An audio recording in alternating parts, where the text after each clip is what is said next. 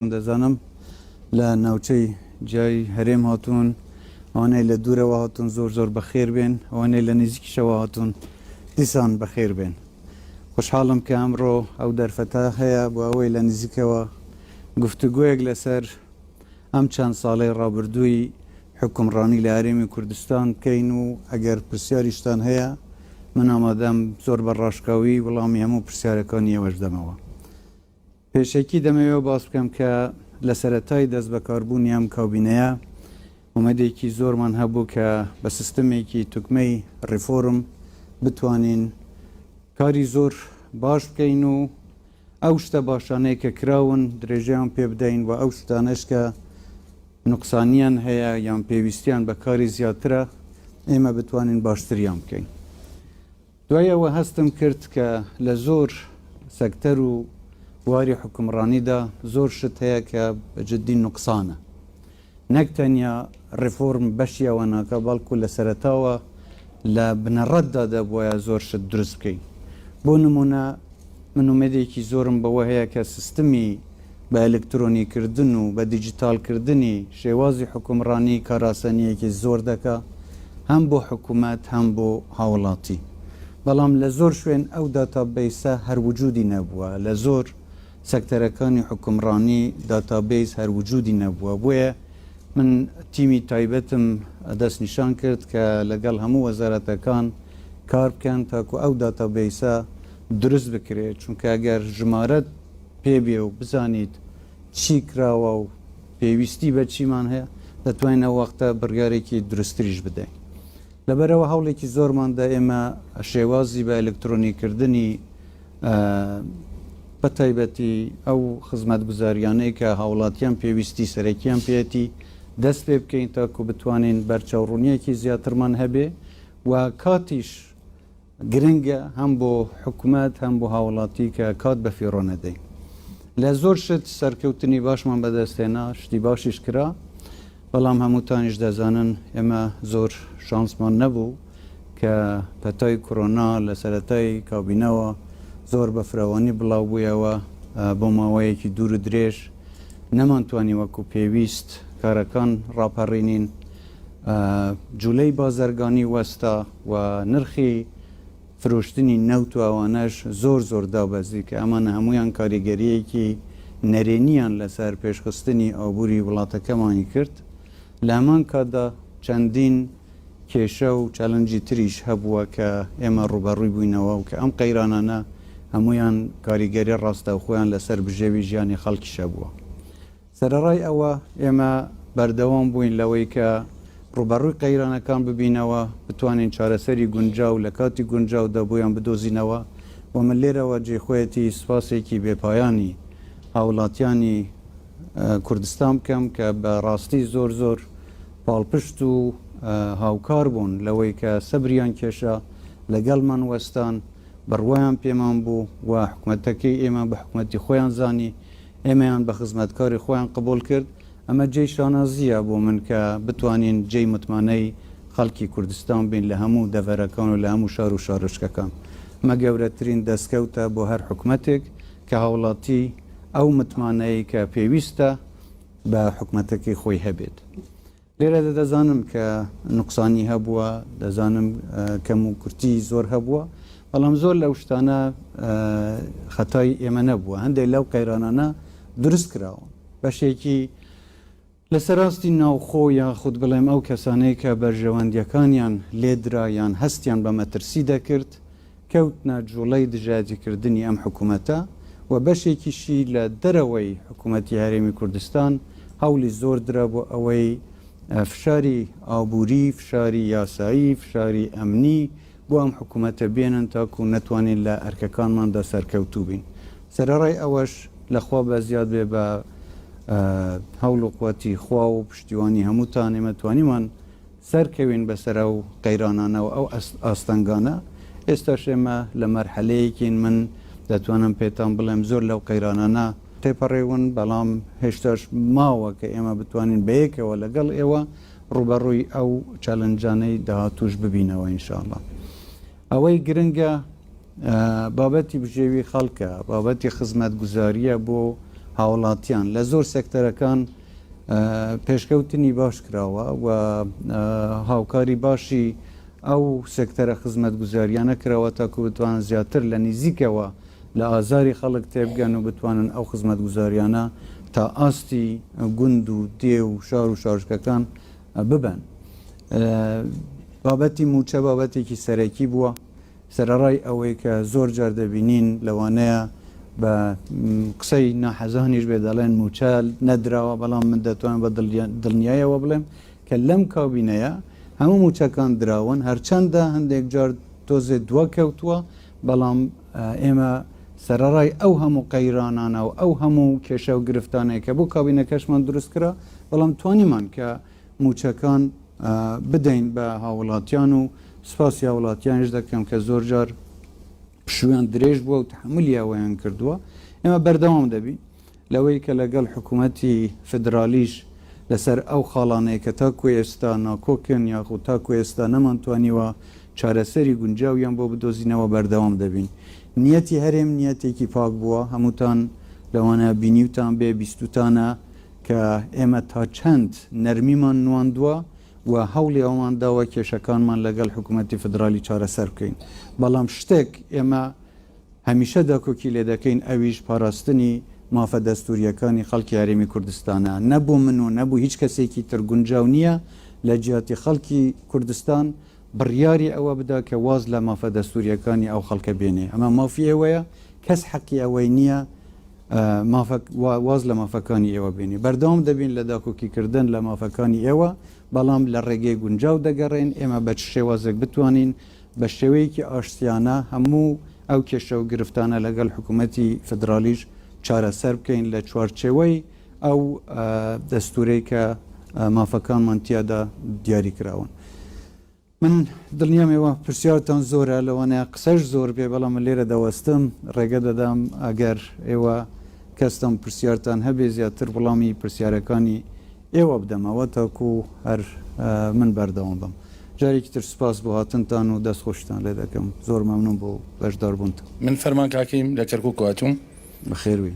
کاکەکان ڕێزی تایبەتیانەیە و دەستخۆشی تایبەتیانەیە بۆ جەنابەت ڕابەری کاکەکان نامەیەکی تایبەتی بۆ جەنابەت نردووە حەزەکەم ئەگەر گەورە بدوێنی و لیمی وەرگری کەوا داواکارەکانی کاکەکانی تایە تەنیا ئەوە خۆشیە کە بۆ ئێمە لێرە لەگەڵ جەنابتاگین ئێمە وەکو کاکەی یەکەم کەس بووینە کە شەڕی تەعلیممان کردووە ساڵی 1946 هەر بە زانیاری جەنابەت کە خاوەنی سێ شەیدین کە عەشیرەتی جەوال هات خاکان داگیر بکە خاوەنی 1991 دۆنم ئەرز بووین ئێستا 5,000 دۆنمان بەدەستۆماوە ئەمە بە دیکۆمنت جەنابی سەرۆک بارزانی لە مؤتەمەری لەندەنا لەگەڵ جەنابی مام جەلال بەڕەحمەت بێ ئەمەیان کردە دیکۆمنت و پیشانیاندا ئەنجا داواکاریمان لە جەنابەت ئەوەیە لە مادەی 140 تەنیا باسی کەسایەتەکانی نفوس نەکرێ باسی مڵکایەتیش بکرێ ئەگەر بتوانرێ جەنابەت نوێنەرایەتیەک بۆ کاکایی لە نزیکەوە بۆی پەیوەندیەکان بگەینێ پێت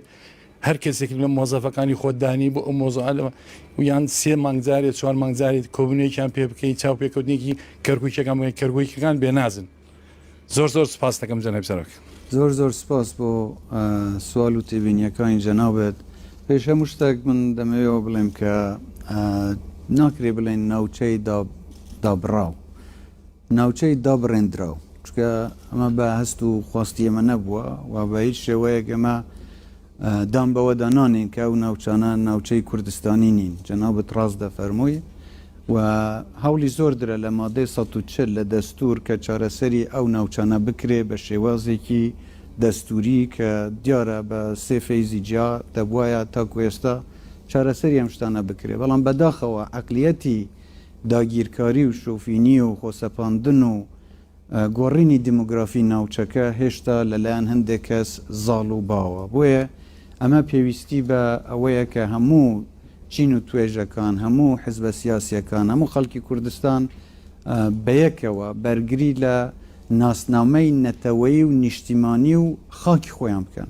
وەکو جەناب باست کرد ڕاستە خۆ ئێمە دژی هیچ نەتەوەیەک نین دژی هیچ چین و توێژێک نین و ئێستا شارێکی وەکو هەولێر سلێمانی دهۆک هەر نەتەوەیەک هەر ئاینێک لێبێ بەخێر بێن بەسەرچاو وەکو شارێک ئێمە پێشوازی میوانداری هەموو لایەنەکان دەکەین بەڵام وەکو نیشتیمان ئێمە ئامادەنین واز لە بستێک لە خاکی نیشتیمانی کوردستان بێنین ئەوەی لەسەرمانە هەمومان داکۆکی و پشتیوانی یەکتر بکەین هەموو کەس لە ئۆفیسی خۆم بەخۆشمەوە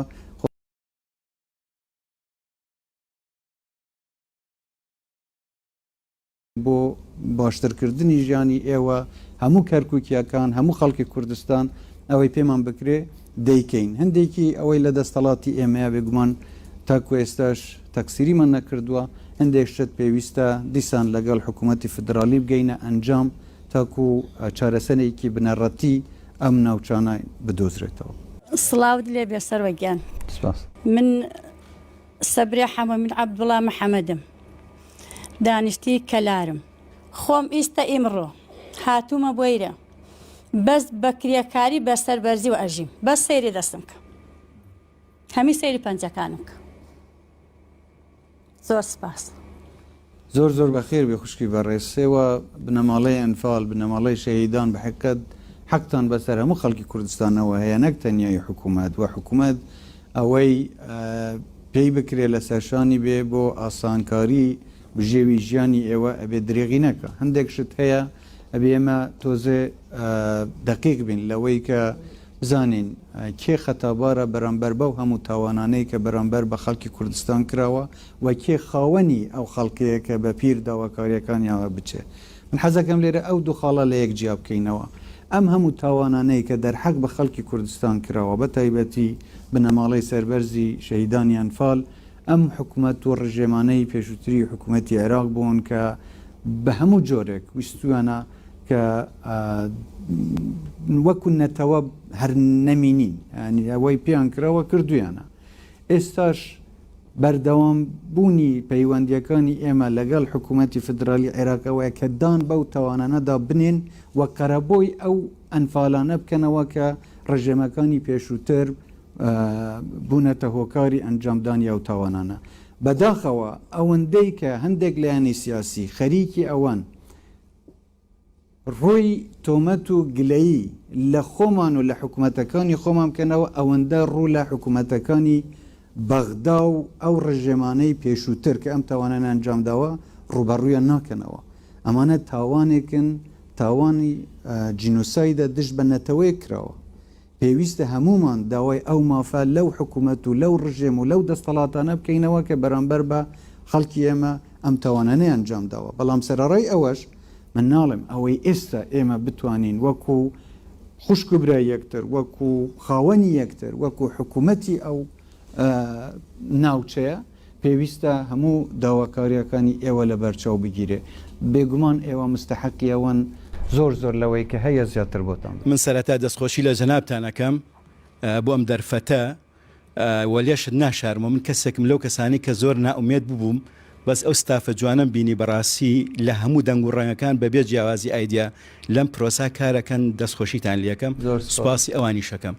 جەنابتان لە سەردەمی حکمی خۆتانە هەتاوکو ئێستا نەهاتوونەتە هەڵەبجە معقول نییە برا گەورە نەیەتە ناو هەڵەبجە یعنی ئەو تەعزیەمان هەبێ نە لە خۆشی نە لا نەخۆشی بەشداری نەکردووە لەگەڵمان بۆیە داواکارم لە بەڕێستان ئەم خاڵانە لە برای خۆتان وەرگرن یەکەم جەنابتان سەردانێ بکەن ئەم جارە سەردانەکەتان ئەبێوەکو هەوری بەهار بێت بارانی ڕەحمەتی لەگەڵا بێ کردنەوەی پرۆژەی تەحتی بێ بچووکترینیان دانانی بەردی بناغی پردی توەقوت بێ کە لە هەڵەبجە لە بنبەستی نەجاتی ئەیات کە زۆر زۆر بەخێر بێ من ڕەخنە و گلەیەکان بە سەرچاو قبولی دەکەم بەڵام حەزەکەم ئەوە بزانە ناتنی ئێمەمانەیەوە نییە ئێمە دڵمان لەگەڵ هەڵەبجە نیە یانیش ئاگاداری ئێش و ئازارەکانی خەڵکی هەڵەبجە نین حقیقەتەکەی ئەگەر بۆتان باس بکەم من لە سەرەتای کەوبینەوە یەکەم شوێن کە دەمەویست بێم سەردانی بکەم هەڵەبجە بووە و داواشم کردووە ئەو پرۆژانەی کە پێویستم بۆ هەڵەبجە ئامادە بکرێن تاکو من بتوانم نەک تەنیا بۆ سەردان بێم بۆ ئەوێ بەڵکو بێم بە پرۆژە بە کۆمەڵێک پرۆژەوە بۆ ئەوەی بتوانین خزمەتێکی شایستەی ئەو ناوچەیە بکەین بەداخەوە هەر جارێک کە داوام کردو ویستمە ببێن هەر جارێک شتێک هەبووە یان گوتوانە پرۆژەکان ئامادەنین یان گوتوانە وەزەکە ڕێک نەخراوە بووە حاصل خەتاکەی من نەبووە بەڵام من حەزەکەم بە دڵنیەوە بڵێم من زۆر زۆر پەرۆشم ئێستاش حەزەکەم بێم و سەردانی هەڵەبجەش بکەین و واجبی ئێمەشە بەڵام مەرج ئەوە نییە تاکو و سەرۆک وەزیرانێکیان بەرپرسێک سەردانی هەڵەبجە نەکە ئەبێ هەڵەبجە بێبەش بێ لەو خزمەتەی کە خەڵکەکەی مستحقە ئەبێ ئیدارەی سنووری هەڵەبجە هی ئەو سنوورە ئەوە زیاتر خزمەتی خەڵکی هەڵەبجە بکاتەکو ئێستا جەنابەت گلەیەکان ئاراستەی من نەکەیت ئەوایە دەستهەڵاتی خۆماڵی لە ئەو ناوچەیە زیاتر بەهانەی خەڵکی هەڵەبجەوە بچن و بێنازیان نەکەن تاکو جەنابەت بیت ئێستا گلەیەکان ئاراستەی من بکەیت بەڵام سەرڕای ئەوە من خۆم بە خزمەتکاری هەموو کوردستان ئەزانم و ئامادەشم ئەوەی پێم بکرێ بۆ خەڵکی هەڵەبجە بۆ خەڵکی هەر شار و شارشکەیەکی تری کوردستان بێ بیکەین هەرچیش پێشتری شتی تایبەت هەبووە بۆ هەڵەبجە بە تایبەت بۆمان کردوون چونکە هەستم کردووە کە وەکو پێویست خزمەت نەکراون بابەتی پردی توقوتە یەکێک لەو شتانە بووە کە تاکو ئێستاش من چاوەڕێم کە بەرپرسانی ئیداری لە ئاستی وەزارەت و خۆم ناوچەکە پێم بڵێن کە پرۆژەکە ئامادەیە بوو ئەوەی من بێم لەوێ جێبەجێ بکەین ینی ئەلانی بکەین هیچ نەبێ نێبا ئەوی من نامەوێ دایمم کێشەکەم بخەمە ملی خەڵکێکی تر من تحملی ئەمە بەرپرسیارەکە دەکەم بەڵام دەمەوێت دڵنیابی لەوەی کە نهاتنمان مانێ ئەوە نییە کە هەڵەبجە دوورە لێمان یانیش دڵمان لەگەڵ ئێوە نییە ئمە خزمەتکاری ئێوەین و حەقی خۆتانە و ئینشاءالله شتی باششتان بۆ دەکەین سەرۆک وەزیر خێراتی زۆر مەمنون هەڤال عەبدولعەزیز ڕێڤەبەرێ پەیمانگەها هونەرێ جوان ئاکرێ و سەرۆکێ باتمێنتونا عێراقێ بەری هەیامێکی تەسەرەدان ئاکرێکی ڕاستی خەڵکی ئاکرێ زۆر کەیف خۆشحاڵ بوو بە هاتناتە و سەراحەت جەنابێتە هەندێک پرۆژە جێبەجێکردن کە کەیف خۆشیەمە زۆر هات ئەلوا پرۆژە ئەوێتە فەرماناخۆ سەر جێبەجێکردی خاڵێک و گەلێک و گرنگە هەیە ئەس حەزکەم ئەوێ خاڵێ ڕاستی بچاف دانێ کە گەنجت ئاکرێتان و کە ئەکوان بێژین یەتیڤە وێ بڕیارێ جەنابێتە ئەویش ئاکرێ بیتە پایتەختی نەوروزێ نزام کەنگی دەوێ بڕیارێ جەنابێتە هێتە پێشکەشکردن بوو دەڤەر ئاکرێت تایبەت گەنجل ئاکرێت توڤە وێ خاڵێ مەمنونێتە نەبوو کە بێژە بڕیارە سەر دەستێتە بێتەکردن زۆر سپاس زۆر سپاس بەڵام ما ئاکرێ یا بیا جەک فستیڤالێکە نێودەوڵەتیان نەوروز لێ تێتەکردنێ ناو پایتەختی نەوروزێ بیتن یانیش عملی پایتەختی نەوروزی بێز باور ناکەم چ بگۆڕێت مهم ئەوە حکوومەت گرنگی بدەتە ئاکرێ بۆ هەمە پێداویستێت باژێڕی ئاکرێ و خەڵکی ئاکرێ بوو جێبەجێ بکەن و پرۆژێت پێدوی بۆ بێنە جێبەجێکردن بەس تایبەت نەوروزێ بێگومان دێ گرنگیەکە زیاتر دەینە ئاکرێ بۆ هەندێ ببیتە ناوەندەکە نێودەوڵەتی بۆ پڕێڤەبردنا فستیڤالە نەوروزە ئینشاءڵڵا سپاست دەکەین لە چاو پێکەوتنا هیوای خۆشی و ساغی و سەلامەتیتان لە دەخوازیین هەر ساغ و سەرفراز بن هونەرمەند هەیە لە کرێما تقریبان 3 ملیۆن تەقاعودی وەردەگری 200 وەردەگری 50 ساڵە هەیە خزمەتی کردیا هونەری کوردی ما بە هەموو دنیای ناساندێ لە ئەمریکای بگرە لە بریتانیا بگرە لە فرانسا ئەو مەزما و هونەرمەندەی کە لە شاری کوردستان هەیە هەموو 200 کەس نابی ئەجای وای خۆشی تا لۆ دەخوازم و زۆر سپاس ئەگارە جەنابێت هونەرمەندێکی خۆشەویستی هەمومان جەنابتمان خۆش دەوێت و خزمەتێکی زۆری هونەر و ئەدەبی کوردیت کردووە من گوێم لە دەنگت بۆ پێشەوەی جەناوت بناسم من دەمەوێت لێرە ئاماژە بە خاڵی بدەم بەڕاستی هونەرمەندان لە کوردستان مەغدوریەکەشیان لەبەر ئەوەیە ئێمە هەوڵماندا یاسایەک دروست بکرێ بۆ ئەوەی کە مافی هونەرمەندان لە بەرهەمەکانیان نەفەوتێ و حتا لەوەی کە ئەوەی گۆرانی بێژە یان بەرهەمێکی هەیە ئەو مافە پارێزراو بێت تاکو کەسێکی تر نەتوانێت بە شێوازێکی تر خراپ بەکاری بێنێ بەڵام ئەرکێکیش دەکەوێتە سەر هاوڵاتیان پێویستە ڕێز لە هونەرمەندانی خۆیان بگرن بەوەی کە نەچەند کۆپی بەرهەمەکانیان بکەن هونەرمەند ئیشەکەی ئەوەیە بەرهەمێکی هەیە دەوێ بیفرۆشێ و حەقە هەموو هاوڵاتی ڕێزی ئەو هونەرمەندە بگرن کە حەز دەکەن گوێ لە بەرهەمەکانیان بگرن بیکڕن بۆ ئەوەی بەشێک لەو پارەیە بۆ هونەرمەندەکە بگەڕێتەوە تاکو هونەرمەند دیسان دەڵێن مەجبور نەبێ من ئەوەی لای من گرنگە کاگەعرە من حەزەکەم هەموو برادەران خوشکان بزانن من نامەوێ کەس چاوی لە دەستی حکوومەتیان لە دەستی کەسێکی تر بێ هەمووتان بەرهەمتان هەیە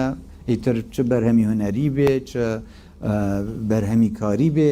بەڵام حەقی ئێوەیە حەکی ئێوە خاوەن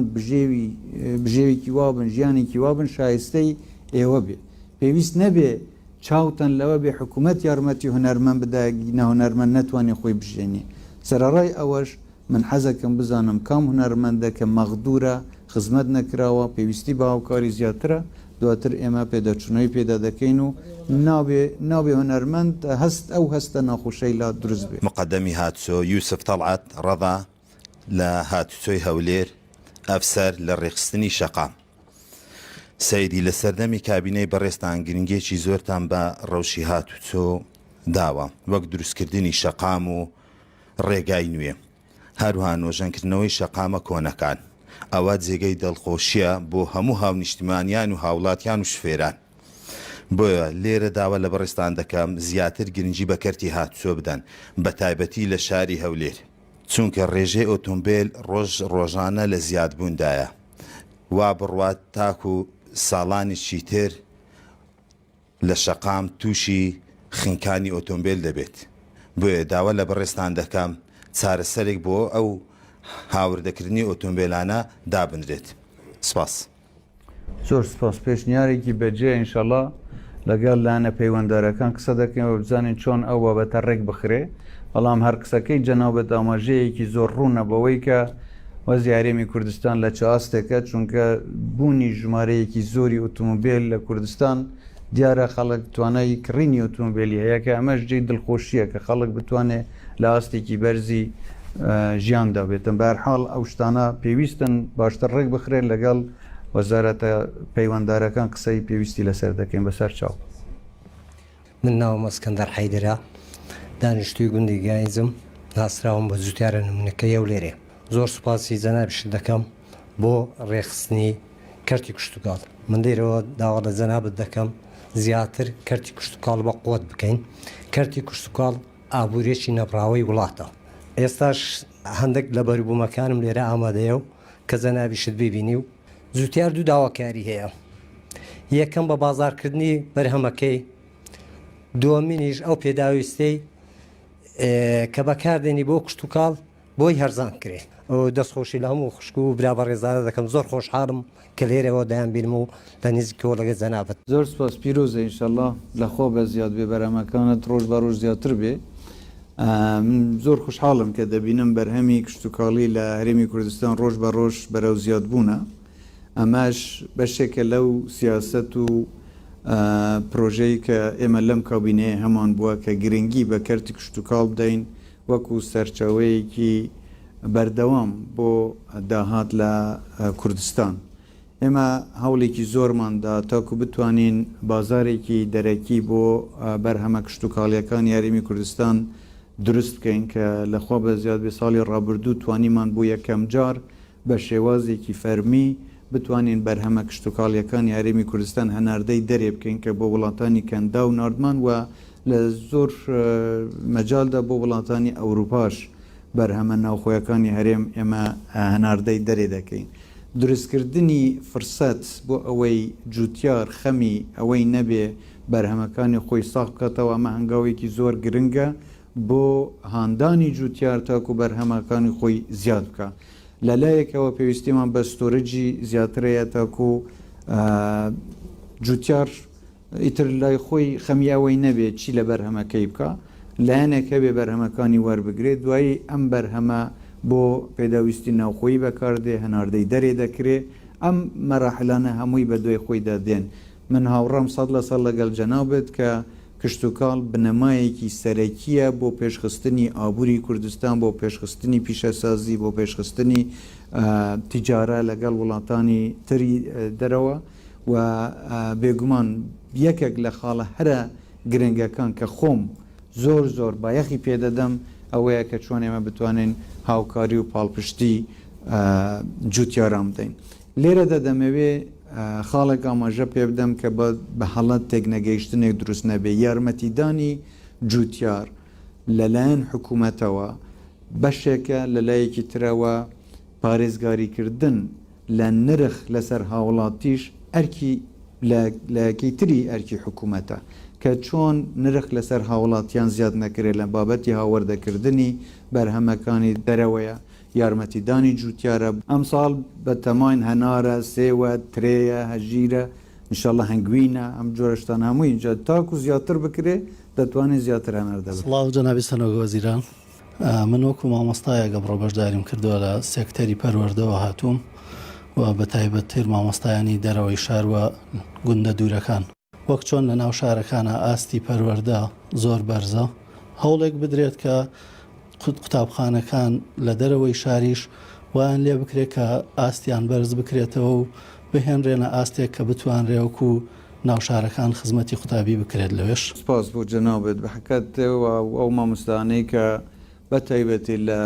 ناوچە دوورە دەستەکان خزمەت دەکەن ئێوە جێی ڕێز و پێزانینی هەموو لایەکن دەستخۆشی لێ دەکەم بۆ ئەو ئەرکە پیرۆزەی کە دەیبینن. مامۆستایەتی خۆی ئەرکێکی زۆر زۆر پیرۆزە من ڕێزمە بە هەموو مامۆستایان بەڵام ئەوانەی دەتوانن بچن لە شوێنە دوورە دەستەکان وانە بڵێنەوە و مناڵەکان پێ بگەینن ئەمە ئەرکێکی قورسترە لە سەرشانی ئێوە بەڵام کارێکی زۆر زۆر پیرۆزە من دەمەوێت دەستخۆشتان لێ بکەم. حکوومەت زۆر هەوڵی داوە بۆ ئەوە ئێمە بتوانین هەم ئاستی خوێندن بەرزکەینەوە هەم پێداویستیەکان بۆ مامۆستا بۆ قوتابی و قوتابخانەکانیش باشتر بکەین. چەندین قوتابخانەی نوێ دروستکراون چەندینیان نوێژەن کراونەتەوە لەوانەیە ئەمە ڕقەمەکانم بەردەست نەبێ بەڵام لە بەرنامەی وەزارەتی پەروەردەدا هەبووە کە ئێمە هەوڵ بدەین زۆر لەو قوتابخانانەی کە خراپن یان ئەو بیناکەن یان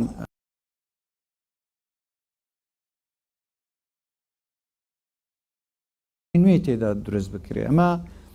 زۆری دەگەڕێتەوە سەرەو ئیمکانیاتانەی کە حکوومەت لە بەردەستێتی بەداخەوە وەکو باسم کرد ئێمە ئەو هەموو ئیمکانیاتانەی کە پێویستە بۆ بژانەوە و گەشە پێدانی ئەم هەموو سەکتەرانە و لە بەردەست نییە لەبەرەوە پێویستە ئەوەی هەمانە بزانین چۆن مامەڵەی لەگەڵ بکەین موچەی پێ بدەین پێداویستەکانی پێدا بکەین خەستەخانەکانی پێبڕەوە بین قوتابخانەکان پێ ئیدارە بکەین هەموو ئەو شتانە بە بودجەیەکی دیاریکرا و لەوانە زەحمەت بێ ئێمە هەموو تومەحاتی خۆمان وەکو پێویست جێبەجێ بکەین. سەرڕای ئەوەش من داوام کردووە لە کەرتی تایبەت کە یارمەتی ئێمە بدەن لە زۆر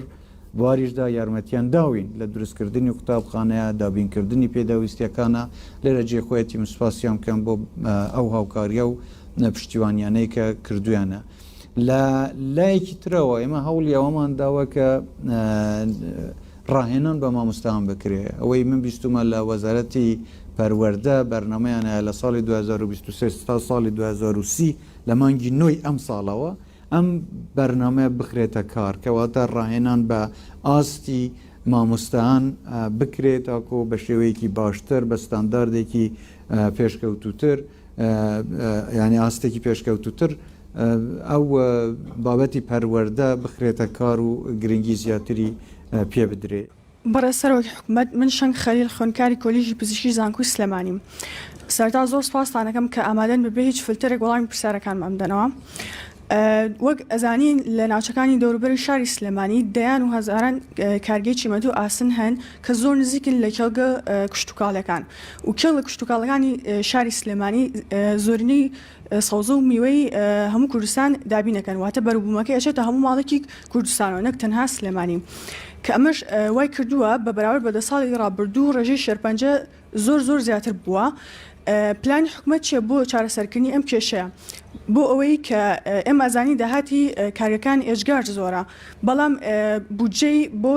نەخۆشخانەکانی شێرپەنجە لە بەرامبرە زۆر زیاتریشە. ئێمە ئەگەر بکرێت هۆکارەکان لە سەرەتاوە کەم بکەینەوە لە جاتی ئەوەی کە بودجە بۆ نەخۆشخانەکانی شێرپەنجە دابین بکەین. زۆر سپاس جەنابە زۆر بەخێر بێ بابەتێکی گرنگە ئێمە دوو هەنگاو هەیە پێویستە لە بەرچاو بگیرێ یەکێکەوەیە چۆن مامەلە لەگەڵ ئەنجامەکان بکەیت بەڵام لەوە گرنگتر ئەوەیە چۆن ڕێگری لە ئەم جۆرە کێشانە بکەیت. ئێمە پێویستیمان بە کارگەی پیشەسازی هەیە چ چیمەنتۆە یان هەر جۆرە ئاسنە هەر جۆرە کارگەیەکە پێویستیەکی گرنگە بۆ ئەوەی ئەمە بتوانین کەرتی پیشەسازیش لە کوردستان بەرەو پێشەوە بین نابی یەکێکیان لەسەر حسابیەوی تر بێ بەڵام لێرەدا ئەوەی گرنگە ئەو ڕێنمایانەن کە بێ حکوومەت دای بنێ بۆ ئەوەی کارگەکان پابند بن پێی تاکو ئاوهەوە خراپ نەکەن پیس نەکەن و ئەو بەرهەمانەی کە لەو کارگانە دێنە بەرهەمێنان و یان ئەو غازانەی لەوێ دەردەچن هەمووی فیلتەر بکرێ و کاریگەری خراپی لەسەر کشتتوکاڵ نەبێ ئەمە ئەو شتانەیە کە پێویستە بکرێن بۆ ڕێگیریکردن لە تەشەنەکردنی کێشەیەکی ترکە وەکو جەناوباس دەکەی لەوانەیە ڕێژەی شیرپەنجە زیاد کرابێ ئەوەی تریان چۆن مامەلە لەگەڵ ئەنجامەکان دەکەیت ئەگەر شیرپەنجە زۆر بووە خەستەخانەکان پێویستیان بە هاوکاری حکوومەتە بێگومان حکوومەتە بێەوە لە بەرنامەی خۆی دەدا بنێت و پێداچوونەوەیەکی جددی بکات لەسەر ئەوەی هۆکارەکان بزانێت چییە و پێداویستیەکانیش بۆ نەخۆشخانەکان بزان چێ دابینی بکە. بەناوی خی بەخشندەی میهرەبان دکتۆر زعفەرگوانی مامۆستام لە کۆلیژی زانستی ئیسلامیەکان وتارخوێنم لە مزگەوتی دایک و باوک لە فیوچەر سیتی. سپاس بۆ دەرفەتە جەنابی سەرۆک وەزیران فرسەتێکی زۆر باش بۆ دەستخۆش بیتن ئەگەر بە خێرایی چاوێک بە ڕابردووی دینداری لە هەرێمی کوردستانەوە بخشێنینەوە دەبینین لە هەرێمی کوردستان لە ڕابردوودا لە کوردستان بە شێوەیەکی گشتی کورد بەعام لە دینداریدا فۆرمێکی هەبوو وەڕێ هەموو زەبر و زەنگ و دوژمنداری و هەموو ئەوەی لەگەڵمانەکرا بەڵام بەردەوام لە نێو دینداریدا هەمیشە کەسانی فەرماندە و کەسانی دڵسۆز و شاعری بەرز و ئەوانە دروست هەبوون. خۆشبەختانە تا ئێستاش لەبەرەوەی کاریگەری ئەو فۆرمە مایە تا ئێستاش مزگەوت هەمان ئەو ڕۆڵە دەبینیت بەڵام لێ ناشارمەوە ئێستاکە فۆرمی دینداری لە هەرێمی کوردستان خەریکە بەرەو ئاقارێکەچی ئەوەندەی لە ژێر کاریگەری دەرێدایە کاریگەریەکی خۆماڵی نییە. دەرەنجام ئێستا ئەو ڕۆژانە جەنابتان لە کۆنفرانسێکبوون باسی گوتاری ڕقەکاریتان کردستان خۆشببی بەڵام ئێستاکە ئەوەی مەترسیە لەناو خودی مسلمانان خەریکە گوتاری ڕقەکاری دروستەبی یعنی خەریکە لە ژێر کاریگەری دەرێ کۆمەڵە خەڵکیێک بەناوی مسلمانێتیەوە تەکفیری یەکترەکان سوکایەتی بە یەکترەکان بێڕێزی بەرامبەری یەکترەکان لەوەش ئەگەر نەگەڕێنەوە بۆ ئەو فۆرمە دروستەی کە کوردایەتی تێدا هەبوو کە ئەو قارەمانانەی دروستەکردن پێم وایە کوردستان بەرەو ئاقارێکی زۆر زۆر خراپە باتن. لەوە کۆمەڵێک ڕێگا هەیە کە حکوومەت دەتوانانی دەوری تێدا بینی یەکەمین ڕێگا هەندێک ڕێگای دوورمەودا هەنە هەندێکی کورتمەوداش دوورمەودا زانکۆیەکی ئیسلامی بە هەستێکی بە ناخێکی کوردانەمان پێویستە کە پێش ئەوەی چارەسەری قوتابیەکان بکات چارەسەری مامۆستایەکان بکە دووەم ئێستا کۆمەڵێک زانکۆمان هەیە کۆمەڵێک کۆلێژی ئیسلامیمان هەیە کۆمەڵێک پەیمانگامان هەیە کۆمەڵێک حوجرەی فەقەیانمان هەیە ئەوانە بەڕاستی دەبێت بەرنامەیان لە بۆ دابدرێت چۆن بەو فۆرمە بتوانە خەڵک پەروەردە بکەن. دەستان خۆشبی و زۆر سپاس. زۆر سپاس وەڵام پێشنیار دەگەمەر ئەم قسانەی جەناوت بۆ خەڵک بڵاو کرێتەوە چونکە پەیامی ڕاستەقینەی مامۆستای ئاینی ئەوێ بەم جۆرە بێ ئێمە بیرمان نەچێتەوە ئاین بۆ هیدایەتی ئینسان هاتووە هەر ئاینێک بێ بۆ ئەوە بۆ ئینسان لە خراپە بە دوور بخە و بەرەو چاکە هیدایەتی بکە. ئەگەر خوا نەخواستە ئاین بۆ ڕق و دژایەتیکردن و سوکایەتیکردن و بێڕێزکردنی ئینسان وەکو مەخلوقی خوا بەکار هات بزانە لەوێدا کەسێک بە هەڵە لە ئاین تێگەیشتووە. بۆیە ئێمە پێویستە ڕێز لە ئاین بگرین چونکە ئاین ڕێنیشاندەرە بۆ بابەتە ئەخلاقیەکان بابەتە ئاینیەکان بەڵام ئەرکێکی مامۆستایانی ئاینی ئەرکێکی دینداری ئەوەیە تۆ بەرگری لە ماف و کەرامەت و نیشتیمانی خۆت بکەیت لە مافی خۆت بکەیت ڕوبەڕووی ستەمکار بوەستیتەوە. ئەگەر خوا نەخواستە وای لێ هات ئاینیش بوو بە بەشێک لە سیاست و ئاین بۆ سیاست و دەستکەوتە سیاسیەکان بەکار هات کەواتە ئەو مامۆستایی بەم شێوەیە لە ئاین تێگەیشتووە پێم وایە هەڵە تێگەیشتووە و ئەمە خەڵکی کوردستان ئەبێ وەڵامی ئەم جۆرە پەیامانە بداتەوە. ئاین بۆ هیدایەتی هەموو بەشەرێکە ناکرێتەوە بڵێ من حزبێکی ئیسلامیم یان مامۆستایەکی ئیسلامیم یان هەر ئاینێکی ترم و ئەوەی لەگەڵ من و ڕەوتی من و بوچوونەکانی من نەبێ کەواتە هەڵەیە کەواتە لێرەدا ئەم ئاینە یان ئەم بوچوونەی تەسک کردوتەوە تەنیا بەو کەسانەی کە هاوڕا و هاوبیر و بوچوونی خۆین لەبەرەوە ئێمە ملەتێکی ئەوەنەی کە مسلمانن بەڵام مەرجنی هەر مسلمانێک ئیسلامی بێ پەیوەندی ئینسان لەگەڵ خۆی جیاوازە لەگەڵ ئەوەی کە ئاین بۆ بابەتی سیاسی بەکاربێنێ.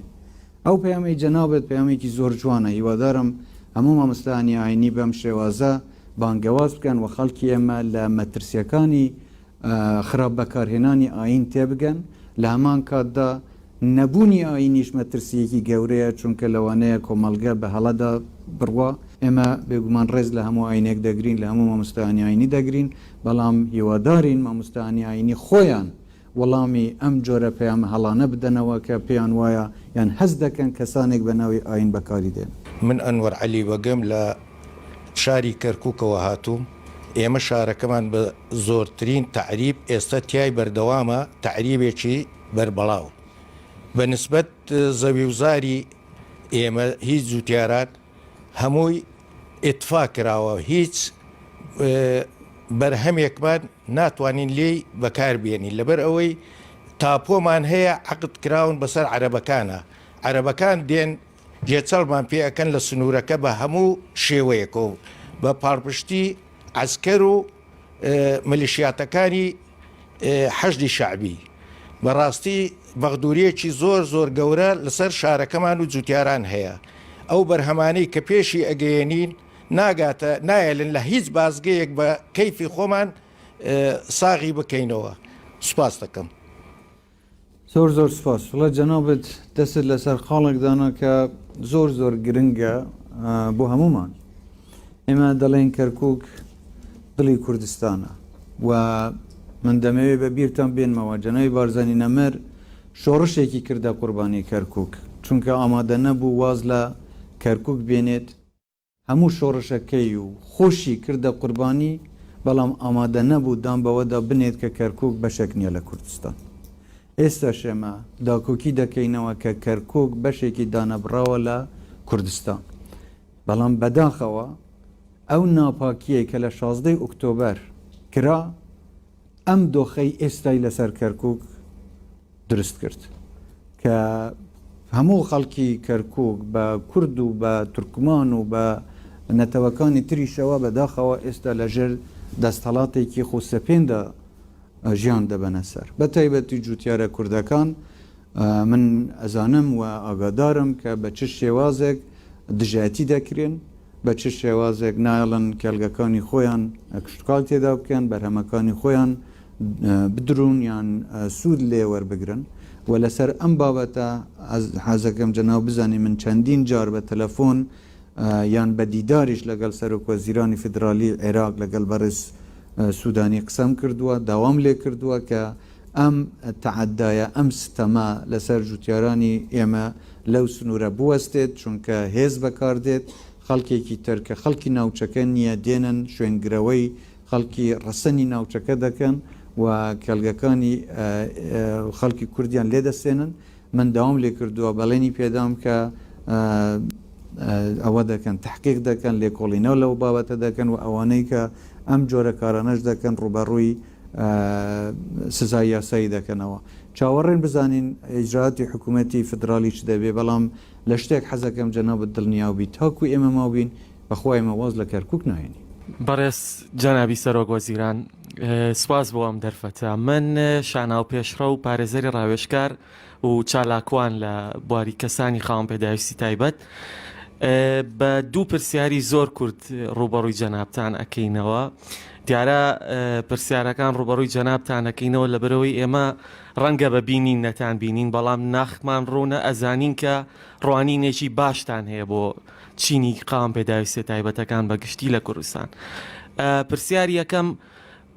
من پێم وایە ئێوە پلانتان چییە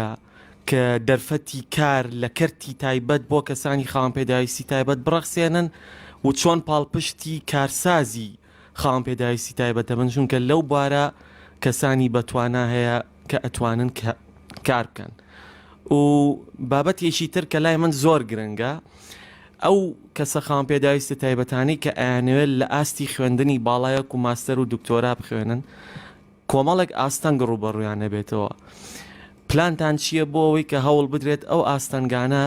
کەم بکرێتەوە بۆی ئەوانیش بتوانن سوودمەند بن وەکو باقی توێژەکانی تر لەسەر ئاستی خوێندنی باڵا بخوێنن زۆر سپاس زۆر سپاس بۆ جەنابەت و بۆ ئەم پرسیارە پرسیارێکی زۆر بەجێە خاوەن پێداویستی تایبەت هیچ جیاوازیەکی لەگەڵ هیچ هاوڵاتیەکی تری کوردستان نییە و پێویستە هەموو هاوکاریەک بۆیان بکرێ و هەموو دەرفەتێکی کاریش بۆیان بڕەخسێ هەندێک جار لەوانەیە هەموو کەسێک خاوەن پێداویستی تایبەتیش نەبێ بەڵام توانایی وەکو یەک نەبێ ئێمە بێ ئەوە لە بەرچاو بگرین بەڵام لەمان کاتە دەمەوێت ئاماژە بە چەند خاڵێک بدەم کە لەم حکوومەتە ئەنجاممانداوە بۆ نمونە 13,000 کەس لە ئەوانەی خاوەن پێداویستین گەڕانەوەی موچەمان بۆ کردووە یاسای ژمارە 22 ساڵی 2023 کە مندامان کە پەیوەستە بە خاوەن پێداویستی تایبەت ئەوانەمان هەموار کردوتەوە چالاکردنی ئەنجومەنی چاودێری و ژیاننەوەی کەمەندامان جە دەرچوونی فەرمانی چارەسەرکردنی توشببووی ئوتیزم بەبێ بەرامبەر لە نەخۆشخانەکانی حکومی و هەروەها دابینکردنی پێداویستە پزیشکەکان بۆ ئەوانەی کە تووشی مشکلەی تالاسیمان لە نەخۆشخانەکانی حکوومەت بەبێ بەرامبەر چەندین سنتەری ئۆتیزم کراوەتەوە بوو نمونە لە هەڵابجە و لە حاجیاوە و لە کۆیە و بڕیار هەیە بۆ ئەوەی لە فڕۆکەخانەکان لە شوێنە گشتیەکان یارمەتی تایبەتی خاوەن پێداویستەکان بکرێت. طبعا ئەمانە هەمویان بەشێکن لەو پێداویستیان لەو هاوکاریانە و بەرنامانەی کە حکوومەت کردوێتی بەڵام بێگومان لەوە زیاتریش پێویستە جەنەوە باسی ئەوەت کرد خوێندن ئەبێ دەرفەتی یەکسان بە خاوەن پێداویستی بدرێ یعنی ئەوە نییە یەکێک بگوترێ مادەم خاوەن پێداویستی تایبەتە بۆیە مافی ئەوەی نییە یاخود ناتوانێت یان ڕێگیری بکرێ بۆ ئەم زانکۆیان بۆ ئەم بەشە هەر کەسێک خۆی توانای ئەوەی هەبێ ئەبێ یارمەتی بدرێ من دەمەوێت ئەو باسکەم خاوەن پێداویستی تایبەت هیچیان کەم نییە لە کەسێکی تر تەنیا ئەوەیە لە هەندێک شوێن لە هەندێک شتا پێویستیان بە ئاسانکاری زیاتر هەیە چونکە لەوانەیە توانایان لە شتێکی ترە زۆر بەرجەستەتر بێ بۆیە من نامەوێ وا هەست بکرێ کە بە چاوی سۆز و عاتیفەوە تعامل لەگەڵ خاوەن پێداویست تایبەت بکرێ خاوەن پێداویست تایبەت هیچ شتێکی کەمتر نییە ئەوە ئینسانی کاملن ئینسانی عاقلن ئینسان بەشێکل لەم کۆمەڵگەیە و عزیزی ئێمن و ئەوەی پێمان بکرێ حکوومەت پێویستە بۆیان ئەنجام بداوە بە تاکید لەسەر بابەتی زانکۆکانیش ئەوەی من پێداچوونەوە دەکەم بزانم ئەگەر ڕێگریەک هەیە یان کاراسانی بۆیان نەکراوە ئەبێ ئەم لەمپەرش هەڵبیگیرێ. ناوێ خودێ مەزنێ دەلوڤان سوپاس بۆ جەنابێ هەوا سوپاس بۆ ئامادەبووان ئەس قەشەی شایە داوت کەنیسەی مارگی وەرگس لە شۆڕش کەنیسە قەشەی کڕسیانەکان شناحیا دینی ڕێ و ڕسم و خزمەت و ئەو شتانە ما هیچ کێشە نییە لە هەریم کوردستان هیچ کێشەمە نییە بەس کێشە ئەوەکو ئەم ڕاستی هجرا ینی گشتیە تشتێکی گشتیە و هەروەها بنسبەت ئێمە تایبەتیە وەختی گشتی بیت پتر تەثیراوێل سەر ئەقلیات هەیە ئەقلیەتە دینی بیت چێ یا قەومی بیت پتر تەثیر سەروێ هەیە جا جەنابێ هەوە یعنی چ پلان هەوە هەیە بۆ ڕاوەستاندنا ئەو هجرا کوچێت بیت و زۆر سوپاس gelek spas Ciwaniya Kurdistanê heme rengiya Kurdistanê de ye aynê cuda netewê cuda vêk rajiyan û ev pêk vejiyana aştiyanet Kurdistanê de hey cê şanaziye bû me hemiya Timohatê xelkê cuda ne li ciyekê bû ciyekê ferq ew xelkê Kurdistanê jî jiyaneka geleka baştir reva heyî timohatê û zêdetirin hesket baştir bijît حقی وانیش ئەو خەڵکی دەربەی کوردستانی دژین تموحەوە هەوە وەکی خەڵکی کوردستانی بژین بە هەندێکگەیف کە هندی کریسیانێت دینە لە ناوچێت دیت عێراقی هەمە تێنە کوردستانی یعنی کوردستان gelek li navçê dî baştir e bûnê têne Kurdistanê hewêl Kurdistanê dijîn çavê wayê lê gelek astê jiyana we baştir bibît û heqê wanîş e û em hezî dikein timoh bin em hez kein daxwazê twa zêdetir bin em hez kein جیانێکە باشتر داخواست بکەن و ئەرکی مەشە بوو جیبەجێ بکەین سە مەسەلە هیجرێ خەتێت منینە ڕأیا من هیچ پێویستی نییە خەڵک vê astê heyî dî axiftin û gotgotê kesê dî kevîtin û bişte derve eger nûkeng biza yanî belkî min got zanyarîş hebin bes heta zor welatê derve wextê dizanin xelkê Kurdistanê ya çine wêrê ڕێکی نادەنێ چونکی دزانن ئەف ئاستێ ژیانێ و ئازادیال کوردستانê gelek baştir zor welatê diyê dinyayê bi hindê we niye yanî ev rawta ku berî nûke heyî yan ev diayetê berî nûke heyî mihawletken rengeke reş bi Kurdistanê وێناوکەن و بدەنە دەرە دنیاش زانێدەنەوە تشتە ئەسل و ئەساس بوونیە بە هەندێ ڕێکی نادەنێ ئەم حەزناکەین کە بچتە دەرە ئەم حەزکەین یعنی بوو مەجبوری ها نەخوا ئەگەر ئێکی vێت بچیت وەکیار وڵاتێکی دی هاتوچۆر بینە وڵاتی دنیای هەرگە بەردەوام بیت بەس ئەگەر بشتن کوردستان دیسا وەکی وڵاتی وانە ڤەگەڕێنەوە هەر وەختە ڤەگەڕێنەوە بخێر بێنەوە سەرچاوە بەڕێز سەرۆکی ئەنجومەنی وەزیران زۆر سوپاس بۆم دەرفەتە زاڵبوون و فراوانبوونی گوتاری تۆندڕەوی تقریبەن فەزای گشتی گرتووە ئەو مامۆستایە زۆر باش باسی کرد پێویستە حکوومەت هەڵوێستەیەکی جددی لەسەر بکە دوا قوربانی گوتاری تۆندڕەوی ئەو گەنجەی چەمچەماڵ بوو بناوی خوان ئاسیوادارم تحقیقەکان بڕێک و پێکی بڕوا وامەیە گوێم لە تعلیقی بەڕێزی بێ لەسەر پشتنی ئەو کوڕە گەنجە ڕەخنە هەیە لە فەرمانگەی ڕێکخراوە حکوومەکان ڕێکخراوە ناحکوومەکان لە هەرێمی کوردستان لە مۆزوعی تازەکردنەوەی مۆڵەت و ئەم شتانە من داوا لە بەڕێز دەکەم کۆبوونەوەی لەگەڵ هەندێک ڕێکخراوی کاریگەری هەرێمی کوردستان بکەی سەبارەت بۆ کێشانەی کە لە بەردەم پەیوەندی ڕێکخراوەکانی کۆمەڵگەی مەدەنی و ئەو فەرمانگەیە هەیە و پرسیاری زۆر لە برادەرەکانیشمەوەیە بۆچی هەتاو کێسا ڕێنمایەکان سەبارەت بە مافی زانیاری ینی بڕاو نەکراوەوە لایەن حکوومەتی هەرێمی کوردستان و ئەنجومەنی وەزیرانەوە زۆر سپاس زۆر سپاس ئەوە بابەتێکی گرنگە جەناوە باسی دەکەیت بەداخەوە زۆر جار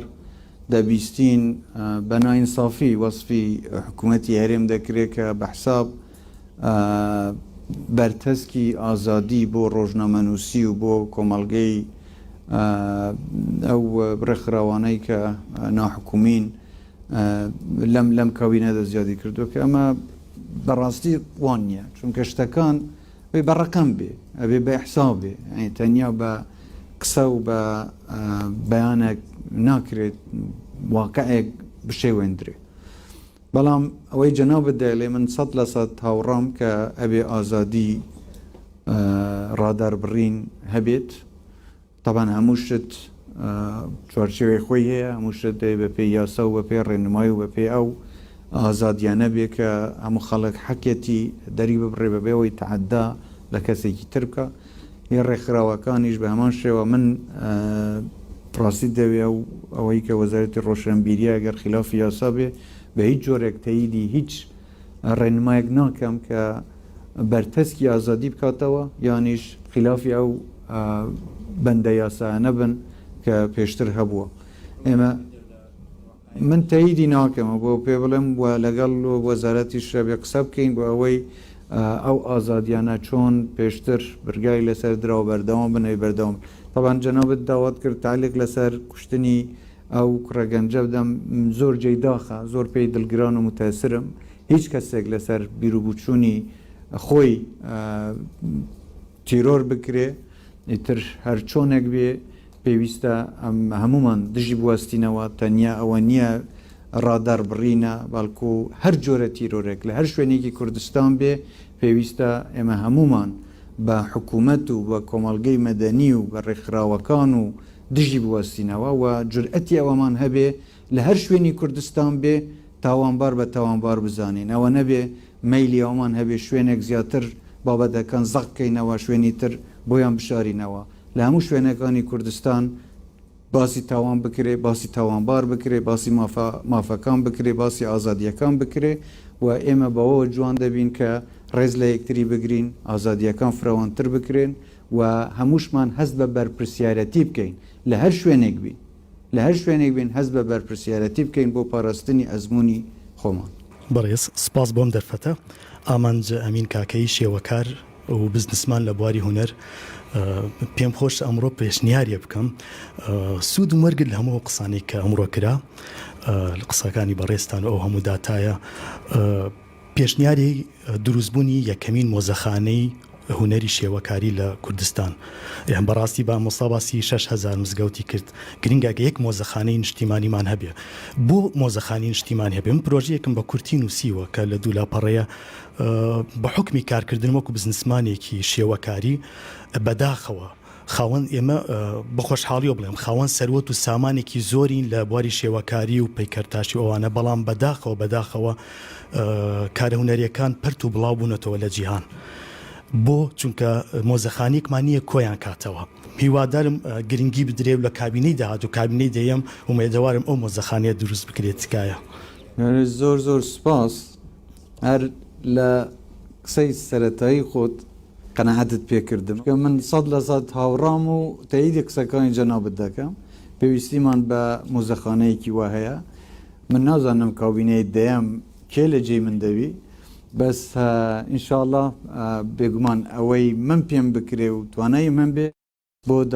دروستکردنی مۆزەخانەی هەوڵ دەدەم سەنعان فایق بەرپرسی تۆڕی ڕێکخراوەکانی خوڕماڵم لە هەورامانەوە هاتووەم حەزەکەم بە زمانی شیرینی هەورامیش دەستبەشی تاچەنەکەر و سپاس بە ئی دەرفەتەیە هیوادار ناکە دماوی دەرفەتەیە ئیشەڵا بەرهەم و ئی نیشتەرەیە وین بێ چۆن نەزانی من تێگە وەکو ڕخنەیەک جەنابی سەرۆک هیوادارم بێم قبولکەی داواکاریەکانی هەمومان شتێکی زۆر سەرەتایین ئەبووایە ئەم دانیشتانە بۆ ئیبداع بواە بۆ ئەوە بواە کە چی بکەین چین بۆ ئاسمان و بۆ فەزا و بۆ ناو عرس بەڵام ئێستا ئێمە داوای ئاو جادە و کارەبا و ئەو شتە سەرەتایانەکەی دوای لە 92ەوە تاکو ئەمە 2023 ئێستا هەڵای ئیشە سەرەتایەکانمان وەک بڵێ ئێسەیشت داوایان نەکەین زۆر سپاس دوا قسەی جەنابەت زۆر لە جێ خۆیان منیش دەڵێم بزەبت وایە کێشەکە ئەمە بۆ تا ئێستا نەکراوە ینی بۆ هەرچی لە خلالی ئەم 20 ساڵیان نەکراوە ئێستا هەمووی ڕوبەڕووی ئەم کەوینە بووەتەوە خۆ دەبواە ئەم شتانە هەمووی پێش 20 ساڵ بکرێ کارەبایە پێش 20 ساڵ بکرێ ئاوە پێش 20 ساڵ بکرێ یەکەی نیشتە جێبوونە پێش 20 ساڵ بکرێ مافی شەهیدە پێش 20 ساڵ بدرێتەوە ئەنفالە پێش 20 ساڵ قەرەبوو بکرابایەوە هەموو ئەو شتانە دەبواە بکرێ منیشاڵێم بۆ نەکراوە سواس بۆ جەناب سەرۆک وەزیران ناوێ من سامیایە و هەڤالم دەخیلە پشتی 8 ساڵە دەستی داعشدا جارەکاتی ڤەگەڕیام وەیەک و دوودیت و جارەکەتی مەداوەتە خۆچێ کرد وەدعی شنگالەی خراپە وەدعی کەمپاژی خراپە من گەلک تعب دیتیە و نهاز لە کەمپێ دەدعیشم مدوێ هۆن تشتێکی ژێ ئێزدیارە بکەن و شنگالی ڕە بکەن وها ئەم نزانن شنگال تابعی بەغدایە و تابعی کوردستانیە و منجی گەلک تعب لە عێراقی دەدیتیە من مساعداوە دفێک و سوپاس بۆتە گەلێ بخێرەوەتی بخێر بێن سەر چاوە و پیرۆز بایلن گوت کەم جارێکادی بۆ زەماوەنداوە و ئیشەڵڵا دێ تەمەنێکی درێژ و ژیانەکە بەختەوەر بێکڕە بەنەسەر بێگومان ئەف وەزل سەر شنگاری داهاتی ئەم هەممە بێت نەرەحەتی و ئازارێکە گەلێکە مەزن یا گەیاندیە مەهەمیە شنگار تابعی کوردستانەیە بەس شنگار یا داگیرکریە ئەڤڕۆ شنگار مخابن بەس ئەف زڵم و تعدال شنگاری هاتیەکردنی هەتان و گەشە بەردەوامە گەلێک جارە بەحسی شنگاری هاتیەکردن ئەس حەزگەم بزانن وەختێ داعش ئەو تاوانێت مەزن دژی خەڵکی شنگارێ و منتیقی دیل کوردستانیش ئەنجام دای بەس زێدەتر خەڵکی مێ ئێزدی ئەس بخۆ لە مەحوەری هەشت پێشمەرگە بیمەدگە جەناوی سەرۆکە و 52 ڕۆژە ئەمێ سیاری دانوستی و حتا ئەم نەچووی شنگارێشمە نەگرتی ئەم نهاتینەف 500 شەهید مەدان بۆ هەندە شنگارێ بێتە ڕزگارکردن یعنی بۆ هەندێ خەڵکی دی مزایدەی زۆر جارە شنگارێ ڤەتکەن ڤەیهوو کرە ئەوێ شنگار ڕزگارکردی ئەم بین ئەوی شەهیدیش بوو شنگارێ دای ئەم بین پشتی هنگی وەختێ ئەف خیانەتە 16 ئۆکتۆبەری هاتیەکردنی جارێکا دی حکومەت ڤەگەڕیا دیسان گوتێ بان نەوێت شنگار ببیتە جهێ شەڕ و پێکدادانێ و خەڵکی مە بێتە کوشتن بلا بێک جارێ لێگەڕێن مهم اتفاق ئەف هاتەکردنی على ئەساس شێوەیەکی ئاشتیانە بابەتی شنگارە بێتە چارەسەرکردن مە ڕێککەفتنێک گە حکوومەتە فدرالی عێراقی سەرۆکوەزیرانی بەری نوکە مستەفا کازمی کرد کو وەزی شنگارە بێتە چارەسەرکردن و خەڵکی شنگاری ڤەگەڕێنەوە مقابن ئەف ڕێککەفتنە جیبەجی نەکرد و ئەو لایەنێت بیا سەبەبێ هەندێ نەیەنە جیبەجێکردن ئەو هێزێت نەیاسایی نێت و vê gavê destelar şingarê hey وان وناكر نخلق وگرتوا نواكر خدمت گزاری بشنگاره وگره نواكر اداره فرمی یا شرعی وگرت فشنگاره وناكر في اتفاقات كويتا جي خودا بس مخابني و هاروكاريا وان لانا زيادتر تتكرني افيت كو فيغا بناوي داغير كل شنگاره هي الطرف عندك كسافه يعني بابت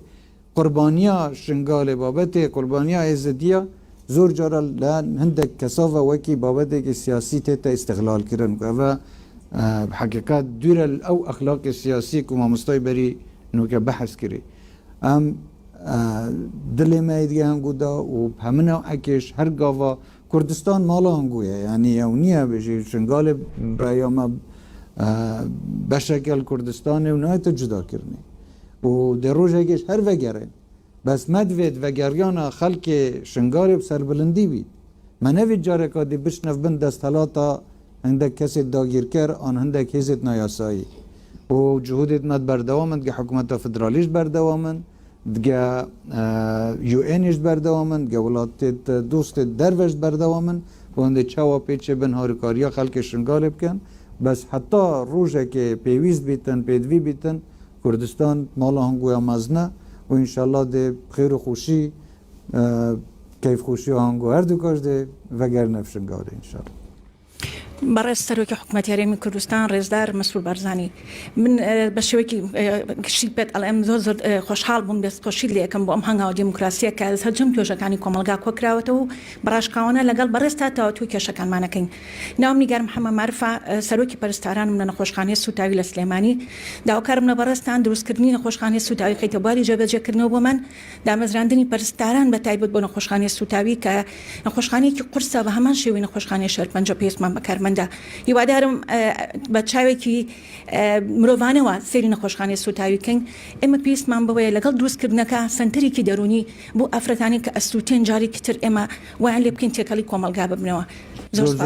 زور سپاس دتوانی پیم بلی هو کار چیه امشتانا نکراون لوی هو کار دروس کردنی او نخوشخانه من بزنم کاتی خوی ارز کمان ورگرد نخشش دروس کرا بلام قیرانی دارایی کاتی شری داعشی بسرها هو وستا بتيان بوجانا ما هو وستال على الحالة حاضر بيجوا يبين بويرة برسيارم كر أرزو نخشى كشي دروس كرا بلام بتيان بوجانية بهو شر داعش هو وستا زور سپاس بابم دايو بابتا بتأكيد قوم بدودا شوني بودا از زور بخوش حالم سرک وزیران کیفا مگلک هاتی از اوکاک خلیلر دو که تا دین دف جنابت سپاس یا همی میوانات گین افریقا ماجی پیچگو گازنده خویتا که هینا که ام بو جنابتا بیجین ام گلک هیویدانش تا برینو که گوتی هنرمند مقدور ام دعوت سرک وزیران اتکین کو ماجی برچاف بگیرن جهک مهبیتن حتی نو که ما جهک نینه الگندایا الوی کلونه الهیوی شوی وی مالب که جوی جیب که و گلک جهاجی از بلی من نوید گلک دریش که این صحبت ها منو که خلیلی چاوی خویجی اجداز دای مد بیتن وک همات پیاماد ورامیدی چاوی و المبیتن گلک سپاس من ریزو پیزانینت گلکی تایب و زانم من گو خدمت که زورا هنر کردیا کری و زانم شخصیش زور جارا هنگو داخاز تبی پیوستی تبی و بشخصی من دیفداچونت کرید بونگو آتیا کرن بسرارای ویشنگ مستحقی زیده ترینه او الجیخو بس با هر گوا مزانی بیتن داخازی کنگو هی از بیجم ابدیف داخازی هنگو دا چویه یادیش او تلویزیونت از ناسم من زور جای توصیه کری چونکی برنامه تنگو حقیقت برنامه زورت دلخوش کرن یعنی وقتی مروفن گود بینید نوکش وقتی من گلته بیایم پو من بچه سیر بید تو جدی تاخفی و هم گوه او کومیدیا هی مرو پیت کنید قربان مزلقه قربان امنات مشهورین تلویزیونه دا ام کلان و شارع آجید مشهورین بجا بوی ام نویدیشین که خوب بینستی که نه اسمعو هچی بون هیجنا خلو جلود بابو یا یکی نه او دویه من اباجی کاری فرد مرحبا عشتار زلفة مديرة بنك نشكر لحضراتكم على هذا الحوار الذي جمع جميع الفئات المجتمع الكردي مثل ما هو معروف للعالم فإن إقليم كردستان يشهد تطوراً إعماريا وسياحيا، فضلا عن الاهتمام البنية التحتية والتطور في مجالات الشركات العالمية والاستثمارية خلال ال4 سنوات الماضية، حيث استطاع الإقليم الاعتماد على نفسه بشكل كبير عن باقي المناطق العراق الفيدرالي. وأن تحقق هذا فهو بفضل الاستقرار الأمني ولقيادتكم الحكيمة في المنطقة. سؤالنا هو: متى سيتم تطبيق نظام الدفع البطاقات الإلكترونية في إقليم كردستان، مما لها دور مهم في تطوير القطاع المصرفي والقطاع الاقتصادي للبلد؟ وشكرا. زور سپاس. وبزانم اوی برنامه هجماری من اوی جناوت باس دکی که به شوازی که الکترونی هر یک حسابی که بانکی هبید و اوی اما بلامان کرده و لسرتا و برگارکه وایه که ل2 سال دا لما اوی 2 سال دا همو موچخورانی حکومت که زیادتر لملیون کسن اوانه همویان بخرن سر او سیستما که به شوی که الکترونی پارکانی خویان لبانککان ور بگرن. اما سودکانی تنیا اوان نیه مانگانا لکاتی خوی دا دتوانن پارکانی خویان لبانک راکشن، بلکو دتوانن سودمند بن لو همو تایبت مندیانه و لو همو برنامه و سودانه که بانک دتوانه بو هاولاتیان پیشکش بکا. کواتا هاولاتی دتوانێت زۆر زیاتر لە بەشەموچەی خۆی سوود لە بەرنامە بانکیەکان لە سیستەمی بانکی وەربگرێت کە ئەمە دەکرێت سەرکەوتنێکی دوولایەنە بێ. هەم بانک دەتوانێت سوودمەند بێ لەو هەموو پارەیە کە بە ڕێگەی بانکەوە خەرج دەکرێت، هەم هاوڵاتی دەتوانێت بەو حسابەی کە هەیەی یان بەشێک لە پارەکەی خۆی لە بانکەکەدا دەهێڵێتەوە دەتوانن لە سیستەمی بانکیدا سوودمەند بن. بەداخەوە ئەمە یەکێکە لەو شتانەی کە دەگوایە پێشی 20 ساڵ ئەمە بکرابایە، بەڵام تاکو ئێستا نەکراوە، ئێستاش درەنگ نییە. بۆیە ئێمە دەمانەوێت لە ماوەی 2 ساڵدا ئەم 1,200,000 کەسە هەمویان تۆمار بکرێن، بەڵام لە هەمان کاتدا ئێستا داوا کراوە کە چەندین بانکی تریش کە مواسەفاتیان تێدایە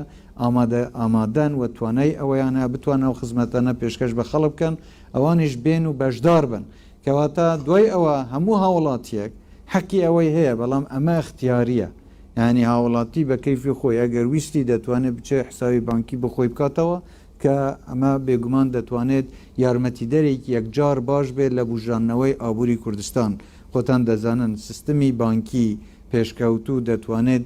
دقاتی ئەو بڕەپارەیە کە لە بانکەکەدا هەیە و ژانەوە بە ئابووری وڵاتەکەیاندا بگەینێت. و ئێمە خۆم زۆر پاڵپشت و پشتیوانیان سیستمم و بەردەوام دەبین کاری باش کراوە و هیوادارم لە کاتی خۆیدا لە زۆر وڵاتان 5-6 ساڵی پێدەچێت تاکو دەیکەن، بەڵام ئێمە زۆر بە جدیشی لەسەر دەکەین و هیوادارین لە ماوەی 2 ساڵدا ئەنجامی کۆتاییمان بەدەست بکەوین ئینشاءڵڵا. ئێوارەتان باش، من ناوم علی تەحسینە، دەمەوێت لەسەر بابەتێکی گرنگ قسە بکەم. طبیعی پێشەوەی قسەکانم بکەم ئێمە هاتوو ئەگەر مەسەلەن بۆەوە بەهاتبان تەقیمی ئەم کابینەیە بکەین، بەڕاستی تەقیمی باشمان لەلایە لە بۆ ئەو کابینەیە، چونکە چاومان هەیە و دەبینین ڕۆژانە چ دەگوزارێ لە وڵاتە. بەڕاستی من دەمەوێت لەسەر کەرتی کشت و کاڵ لە نێویشیاندا سێکتەری پەلەوەر قسە بکەم جەنابی سەرۆکی حکوومەت. هەڵبەتە ئەم سێکتەرێکی زۆر گەورەیە، بە سەدەهان هەزار خەڵک نانی لەسەر ئەم کەرتەیە. من دەتوانم جەنابتان دڵنیا بکەمەوە کە هەرێمی کوردستان ئێستا توانای خۆماڵی لە ئاستێکی زۆر بەرزدەیە و طبعاان بە پشتیوانی کابینەی نوێمیش کە بەڕاستی لەو کابینەیە هەوڵی باشە بۆ بەرەو پێشچوونی کەرتی کشتتوکاڵ بەگشتی و لە نێویشیاندا کەرتی پەلەوەر. پرسیاری جدیشم ئەوەیە جەنابتان بەرنامەتان چییە بۆ ئەم کەرتە بە تایبەت؟ زۆر سپاس. ئەمە بەرنامەوەی ئێمە یارمەتی بەرهەمە ناو خۆیەکان بدەینی تر کشتتوکاڵ بێ، ئاژەڵی بێ، سامانی ئاژەڵی بێ، پیشەسازی بێ، هەرچی بێ، ئێمە تاکو بتوانین بە تایبەتی ئەوەی لای ئێمە گرنگە ئاسایشی خوراکە، ئێمە بتوانین پێداویستیان ناوخۆیەکانمان لە ناوخودی هەرێمی کوردستانەوە دابین بکەین. ئەگەر دەتوانن مەسلەی پەلەوەرە لە ناوخودی هەرێمی کوردستانە دابین بکەن، هەندێک شت هەیە بێ لەبەر چاو بگرین. تا ئێستا کوردستان زۆربەی ئەو مەوادانەی هاوردە دەکرد لە دەرەوە هەندێکی بە یاسایی بەداخەوە لە هەندێک سنوورەکانی کوردستان و لە خواروتری عێراقیش بە نایاسایی بە شێوازێکی گەندەڵی ئەوانە دەکران کە ئەمە یەکێکە لە خاڵە هەرە ناکۆکەکانی بینی من و بینی هەندێک کەسولایە کە دەمەوێت کۆتایی بەو قاچاقچیاتە بێنی لە خاڵە سنووریەکان بەداخەوە لە هەموو شوێنێک پابەند نین و ئەمە کاریگەری دەکاتە سەر بازار لێرە ئەرکی حکوومەت ئەوەیە لەلایەکەوە کۆتایی بە قاچاقچیاتی بێنێ لەلایەکی ترەوە یارمەتی بەرهەمە خۆماڵیەکان بدا لەلایەکی ترەوە حیمایەی هاوڵاتی بکە لە بەرز نەبوونەوەی سعر لە هی نرخ چونکە زۆر جار هەبووە کەسێک دێ لەبەر ئەوەی داواکاری زۆرە بەڵام مەوادەکان بەردەستنین یەکسەر نرخی کاڵاکان دەبەنە سەرەوە کە ئەمە هاوڵاتی سبەی گلەیی دەکا و حکوومەت مەسئولە بەرامبەر بەوەی کە هاوڵاتی ڕازی بکە کەواتە بێ نرخەکان لە سنوورێکی گونجاودا بمێنەوە ئەگەر پێداویستیان ناوخۆیەکان لە ناو خودی هەرێمی کوردستاندا دابین دەکرێن بەو نرخەی کە گونجاوە بۆ هاوڵاتی ئەمە حکوومەت بە هەموو شێوەیەک پاڵپشتیەوە دەکا بەڵام ئەگەر بینرا کە نرخ لەسەر هاوڵاتی بەرز بوویەوە ئەو وەختە حکوومەت مەجبورە هەندێک ئیجراعات بکە بۆ ئەوەی نرخەکان دابێنێتەوە نزمی کاتەوە بۆ ئێمە معادلەیەکی ئەوە ینی لە وەختێک بۆ وەختێکە لەوانەیە گۆڕانکاری بەسەردا بێ بە پێی پێداویستی و پێی فراوانبوونی ئەم جۆرە کاڵاوانەی کە لە ناو خودی هەرێمی کوردستانەوە بەرهەمدێنیانە لە هەمان کاتدا ئەبێ ڕوبەڕووی ئەو بابەتە گەندەڵیانەش ببینەوە کە بە شێوەیەکی نایاسایی دەکرێن ئیتر چ لە سنوورەکانی کوردستانە بن چ لە سنوورەکانی تری عێراقدا بن کە بەداخەوە کە هاتنە ناو خودی عێراقەوە ئەو وەختە بەبێ فیلتەر و بەبێ کێشە لە شارێک بۆ شارێک لە ناوچەیەک بۆ ناوچەیەک لە پارێزگای بۆ پارێزگایەکی تر دەگۆزرێنەوە کە هەندێک جار ئەبێت بۆ سەرێشە بۆ حکوومەتیش و بۆ هاوڵاتیش و بۆ ئەو وەبەرهێنەرانەی وەکو جەناوە باسی دەکەی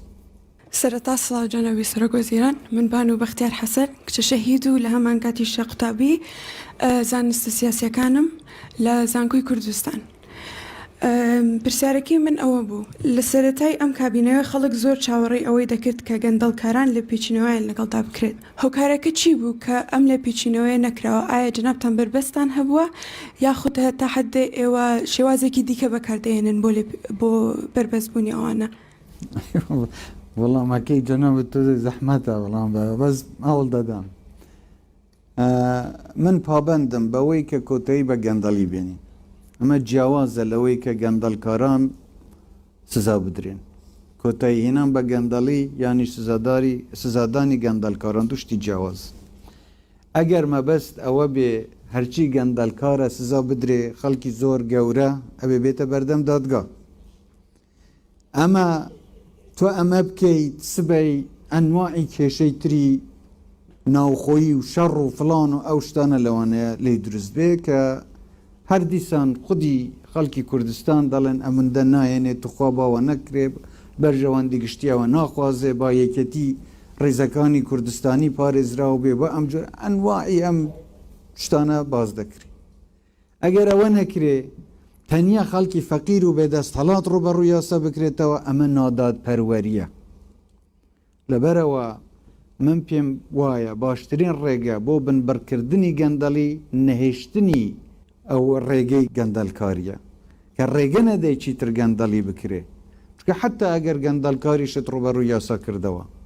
بەڵام ڕێگەکە هەر بەردەوام بوو لە جیاتی ئەو سبەی یەکێکی تر گەندەڵی دەکا لەبەرەوە پێم وایە باشترین شتەوەی تۆ ڕێگە نەدەیت چیتر گەندەڵی بکرێ ئەمە شەوی مؤسساتی حکوومەتە بێ ئەو ئیتر مؤسساتی ئەمنیە حکومیە عسکەریە سیاسیە حزبیە هەرچی بێ ئەبێ ڕێگری بکرێت لەوەی کە چیتر ڕێگە بە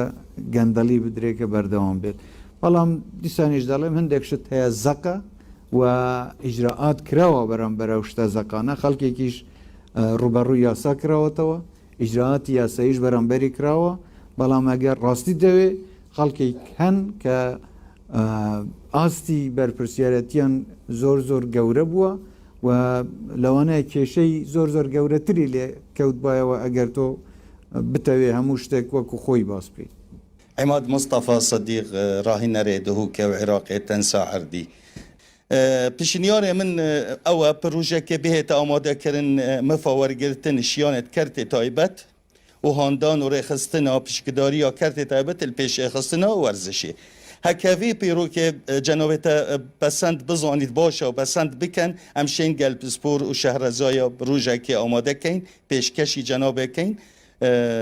يعني حكمت الفيري دوري وديهات رينماي وبرياريت بيدفي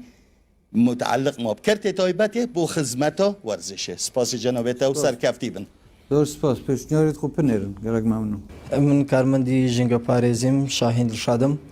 لە هەولێردا دانیشم بەڕاستی پێم خۆش بوو چەند خاڵەکە بوو دەستنیشانێکم یەک لەوانە ئەو کارمەندانێک کە ڕۆژانە کاری پاکردنەوەی شەقام دەکەن ینی هیوادارم ئەوە ئەم داواکاریەکە لە خەڵک و زائدەن حکومەتش هاوکار و پاڵپشت بێ لە ڕووی ئیعلام و لە ڕووی تێگەاندنی تاکی عقلی کۆمەلگا لەبەرەوەی هەر تاکێک کە کرێکارێک کارێک دەکە لەسەر شەقام بە چاوچکەم تەمەشای نەکەن چکە لە هەم وڵاتانی دنیا ئەوانە بە ئەندازیاری پاکەرەوەی شار ناسراون لای ئێمە بە پێچەوانەوە یعنی هیچ هاوکاری و ئامانجێک نییە زۆر سپاس دەستەکانت خۆش زۆر سپاس وەڵام من پێم سەیرە ئەگەر یەکێک خوا نەخواستا بە چاوێکی سووک سەیری کرێکارێک بکە اینجا هەر کارێک دەکا گەورەی ئینسان لەو لە کارەکەیدا نییە لە تربیەتەکەیدا لە ناخەکەیدا هەمومان مەخلوقی خواین هەمومان یەکسانین یەکێک لەوانەیە سەروەتێکی زیاتری بەدەستێ معنای ئەوە نییە ئینسانێکی باشترە یان گەورەترە لەبەرە من زۆر پێی دڵگرانم ئەگەر ئەمە وا بێت وە کەسانێک هەبن بە چاوێکی سووک یان کەم سەیری کرێکارە بکەن یان پاکەرەوەیە بکەن ئەوانیش ئینسانی زۆر گەورن دڵیان گەورەیە خۆیان گەورن بەڵام کارەکە وە دەخوازێ ئەو ناوی یەکێکی ترە و کارە بکە هیوادارم هەموو ڕێز لە ئەم چینە بگرن و بە هیچ شێوەیە کەس بە چاوێکی سووک سەیری هیچ جۆرە کارێک نەکە و حکوومەتیش پابندە بەوەی کە پاڵپشت و هاوکار و پشتیوانی مافەکانیان بێت من ناوم هەژانادیە وەکو میدیاکارێک ئەمڕۆ لێرم پرسیاری من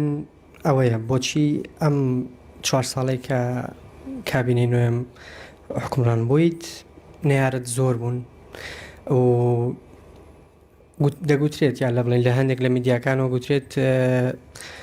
سەرۆکوەزیران دژی سلێمانیە پرسیارێکی تریش بۆچی لە یاسای بودجێ عێراقا دژی ئەوەی کە سلێمانی بەجیا بودجێ بۆ بنێرێت سپاس زۆر سپاس بۆ پرسیارەکانت جارێ من پێم وان نییە من نەحەزم زۆر بێ لە کوردستان بەڵام پێم وایە ناحەزانم دەنگیان بەرزە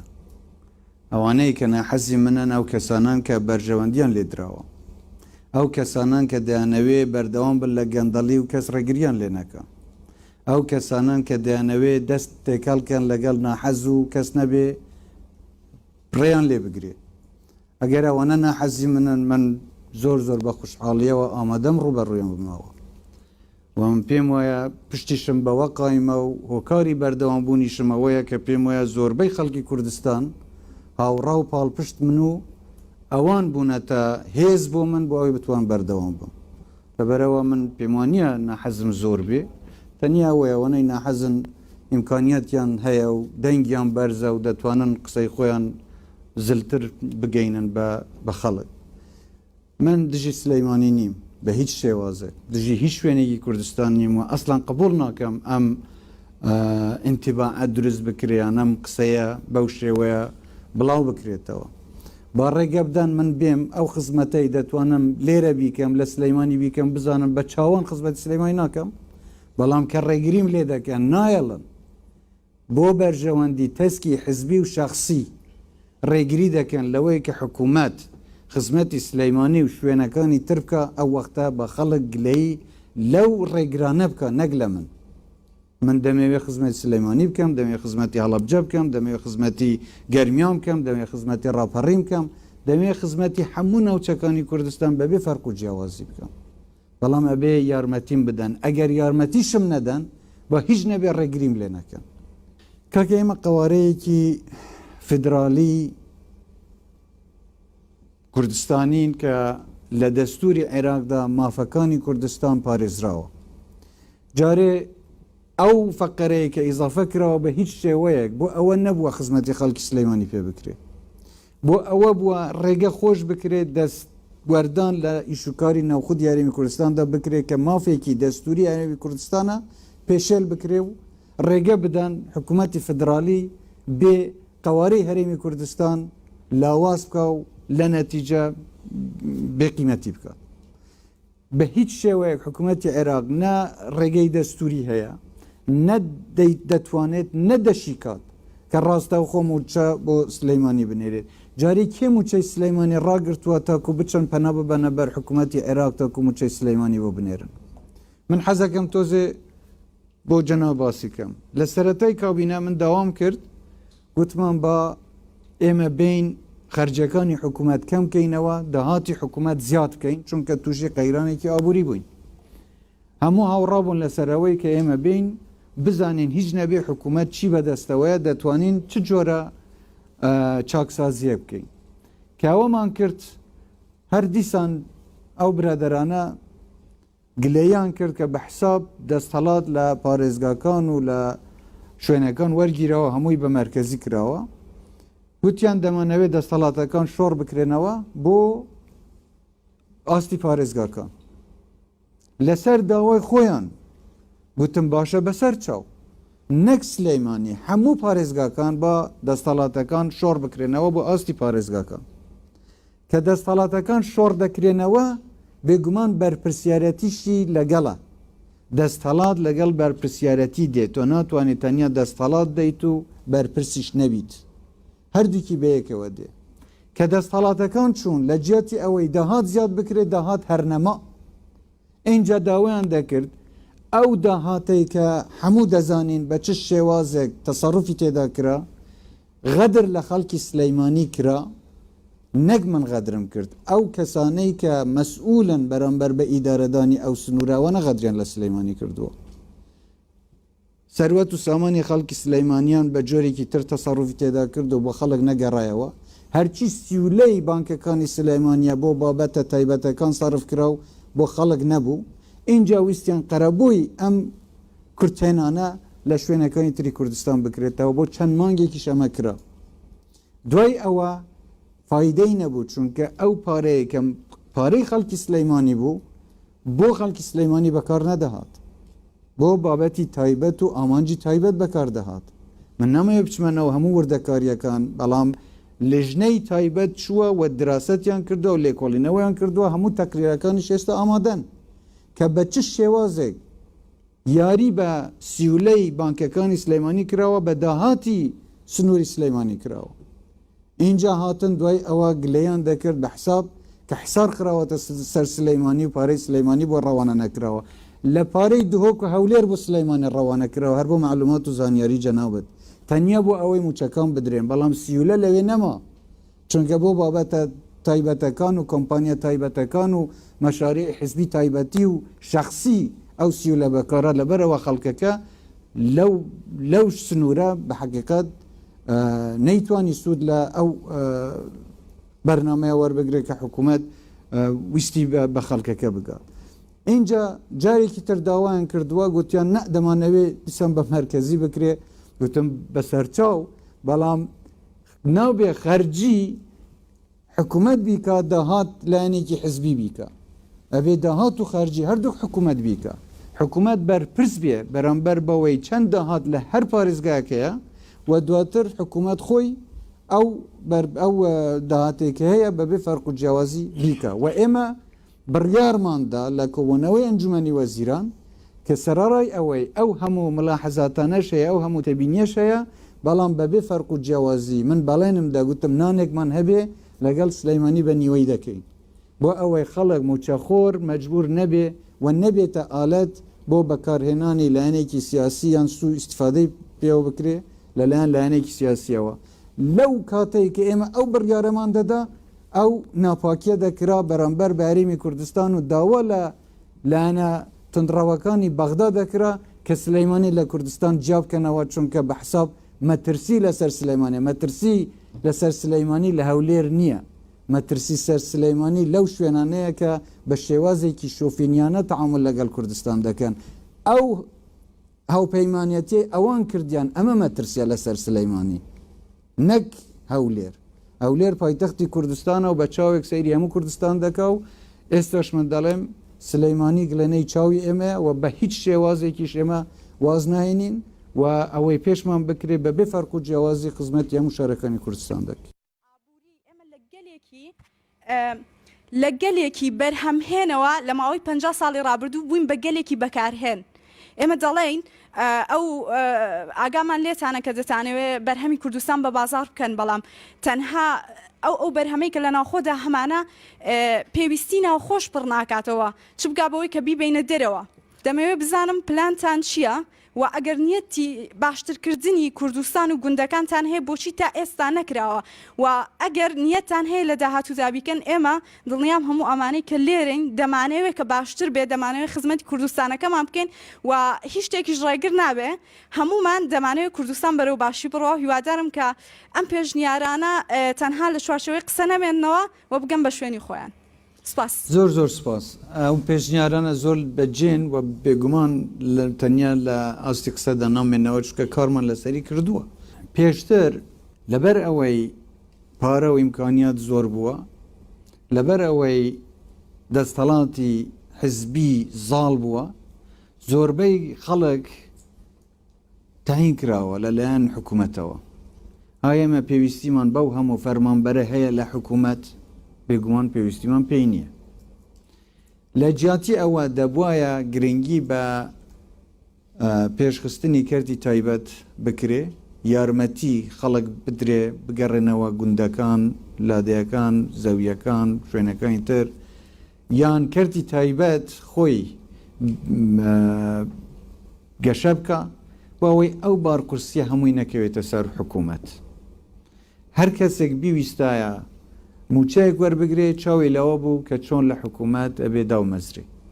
ئەمە گەورەترین هەڵەیە لە هەر کۆمەڵگەیەک نەک تەنیا لە کوردستان لە هەر وڵاتێکە ئەگەر تەنیا شوێنی دامەزراندن حکوومەت بێ حکوومەت ناتوانێت لە ئاستی خواست و پێداویستیەکانی خەڵک دەربێت بۆیە ئەبێ یارمەتی کردی تایبەت بدرێ کە کردی تایبەت هەلی کار دروست بکە بژانەوە بکە یارمەتی ئابووری وڵاتەکەی بدە و باری قورسی حکوومەتیش کەم دەکاتەوە ئێمە باسی قەیرانەکانمان کرد باسی ئەموازەمان کرد پێداچوونەوەیەکی خێرا بەسەر هەموو کێشە و گرفتەکان ئیتر بە باش و خراپ من مەمنونتانم کە تەحمولی ئێمەتان کردووە بەڵام ئەمەی کە هەیە لە ئاسی تموحی ئێمەدانیە ئێمە بێگومان پرۆژەمان هەبووە بۆ ئەم 4 ساڵە و پرۆژەمان هەیە بۆ 4 ساڵی داهاتووش کە ئەم پرۆژەیە دیدگایەکە بۆ تێڕوانینی ئێمە بۆ داهاتووی کوردستان بەرەوکوێ بچین سەرەڕای ئەوەی کوردستان پڕ بووە لە قەیران و زۆر لایەن هەوڵی تێکدانی وەزی ئێمەیانداوە و لاوازکردنی قەوارەی کوردستانیانداوە بەڵام ئێمە خۆڕاگر بووین و توانیمانە ڕوبەڕووی هەموو ئەو ئاستەنگانە ببینەوە بەڵام ئومێدم زۆر هەیە و دڵنیاشم کە داهاتووی کوردستان زۆر ڕووناکترە باشترە و بەرنامەشمان هەیە لە بابەتی پێشخستنی سیاسەتی هەرێمی و جیهانی کە ئێمە دەتوانین چۆن وەزی خۆمان باشتر بکەین لە گەشە پێدانی سەرمایی مرۆیی و کۆمەڵایەتی لە حکومڕانی بە دامەزراوی باوەڕپێکرا و لە وەرچارخانی ئابووری لە گەشە پێدانی ژێرخان و شارسازی لە پاراستنی هاوسەنگی ژینگەیی لەمانە هەمویان ئەو بابەتانە کە دواتر ماڵپەڕێک دەبێ ئەنستافەکەی ئێمە باسی ئەو شتانە دەکە هەموو ئەو دیدگانەی کە هەمانە وردەکاری زۆری تێدایە دوای باز دەکەن کە ئێمە چۆن دەتوانین خزمەتی وڵاتەکەمان بکەین و چۆن وەزی کوردستان باشتر بکەین دو قسەمەوەیە زۆر ورەتان بەرز بێ بڕواتان بە وڵاتەکە و بە توانەکانی خۆتان بێ ئێمە لە خزمەتیەوە دەبین و ئینشەڵا ڕوبەڕووی هەموو ئاستەنگەکان دەبینەوە و پشت بەخوا سەرکەوتن بۆ ئێوە ئینشەڵا